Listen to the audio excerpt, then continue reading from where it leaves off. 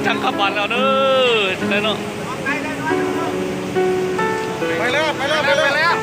โอ้ย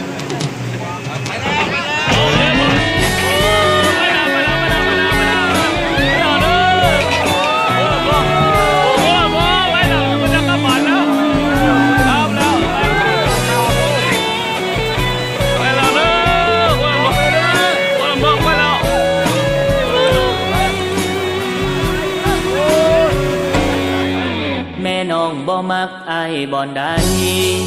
คือบ่ให้เป็นเคยจักทีเงินคำของอายก็มีพอแต่ละทีมีแต่ลับตาสั่งมีหลายแม่เขาบอกไปไอ้บ่อยากฟังเว้าลดหนาบ่เป็นหยังดอกนางสิตั้งใจฟังและเปลี่ยนแปลงตัวเอง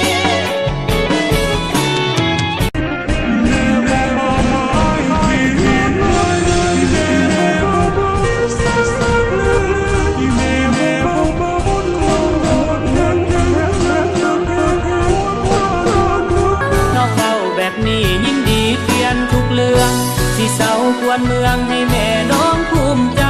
ขอบใจแม่เจ้าที่เว้าให้เปลี่ยนนิสัยยอดหักเจ้าหมดใจอ้ายจึงยอมทุกอย่างตั้งในเขาก็พูดกับพ่อตัดผมแนบแนบยาวขอบใจน้องที่เตือนอ้ายอีกครั้งขอบใจนางที่สั่งให้เป็นคนดี